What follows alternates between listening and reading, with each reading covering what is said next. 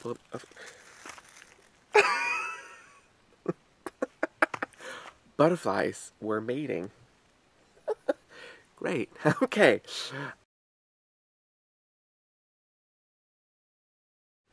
Hi, I'm Oliver. Welcome to today's book discussion. So, today I'm going to be talking about Cormac McCarthy's Child of God. I don't have it with me. It's back at the house. I don't have it here. So, I decided to read Child of God because I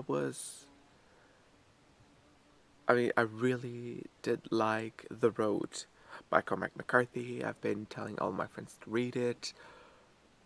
The book stayed with me.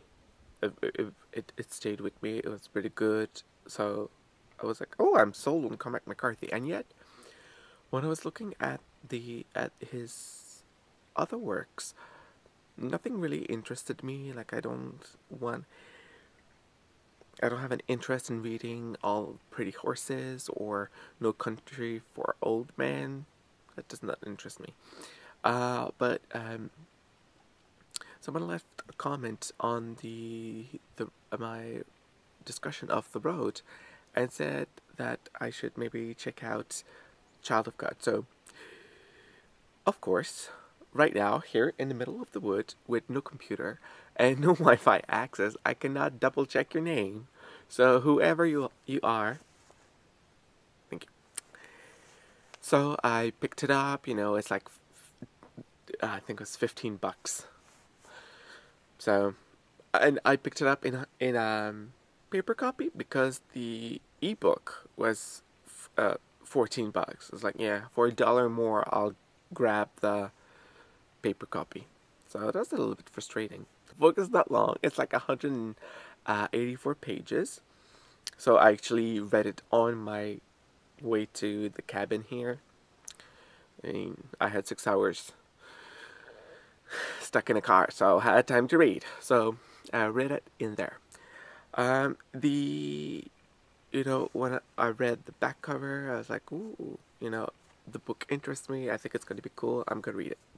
Well, right off the bat, the style of writing is the same as it was in The Road. Now, I don't know if he always writes like this, but he sort of gets rid of, writing conventions, quotes and periods, and it's everything is written in a nice flow, and he also writes speech-like in a very colloquial manner. Um, and this, so when I started reading Child of God, it's set somewhere in the South of the United States with those big old Southern accents. And let me tell you, it was a challenge for me.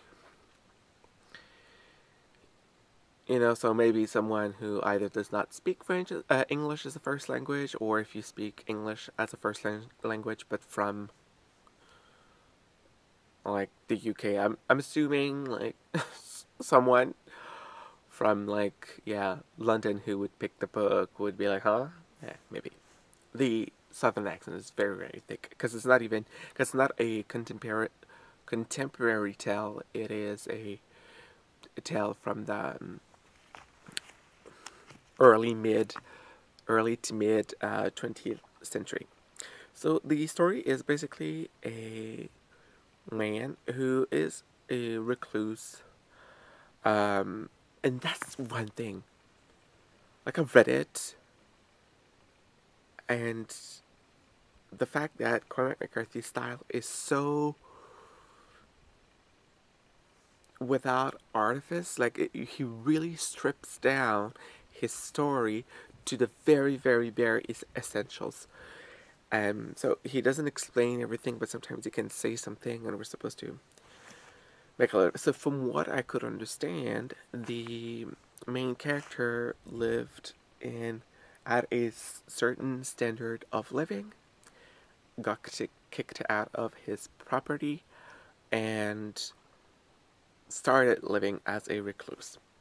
So the man is relatively young, in his 20s, and he lives in, I'm gonna say house, but it's more like four walls and a roof, period, or like a tent made out of wood. I mean, it's to call it a house is sort of a stretch.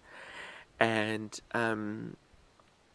lives by himself, doesn't have a car or anything. Like has to walk to the village, and I mean, it's yeah.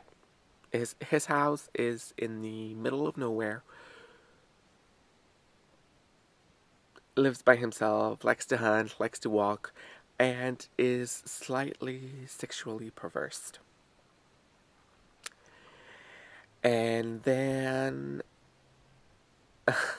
at one point, I mean, it's no laughing matter, but it's either that or crying, so I refuse to cry, so let's laugh about it.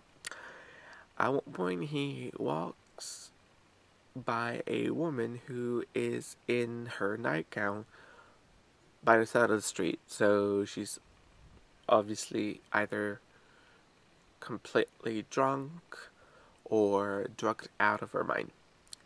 So, gets close to her and she slowly wakes up and is crazy. Why did you fucking rape me, you fucking asshole? Blah, blah, blah. You're such a bastard. He did not rape her. He just found her by the side of the street. So just rips her nightgown off and leaves her naked and goes back to his house. And then so the sheriff's come and he gets thrown in a cell for a couple of days and then gets released and all is good. But he gets accused of rape by that crazy woman. Now, granted, he ripped his nightgown, so that right there is a sign of the not so okay up there, but he did not rape her, so he gets falsely accused of rape. And he gets into a downward spiral, to say the least. If you've been to my Facebook, I've kept you updated about a little something, and it's like, oh, God, oh. If I remember well, it was before halfway through the book. At one point, a father has intercourse with his daughter, and then at another point, a man has intercourse with a women's corpse. And that's not even halfway through. And it just keeps on going down and down and down. So, and that's a little bit, okay. I don't want to dwell further, but let's just say, like, at one point, the house burns down, and he moves his stuff. He had a couple of stuff, like his mattress and his rifle. He really likes his gun. Moves it to a cave. So he starts living in a cave. And it keeps on spiraling down, spiraling down, spiraling down. Cormac McCarthy does not explain why. The book is not written as an inner monologue for the main character, so we don't exactly understand why he starts having intercourse with the woman and then some in the future. Why does he rip the woman's nightgown? Why does he go to... It's not explained, and I guess, like, when I read books like this, I'm always assuming, oh, that's because the writer wants us to draw our own conclusion, or it's up to each reader to make up his mind about this character.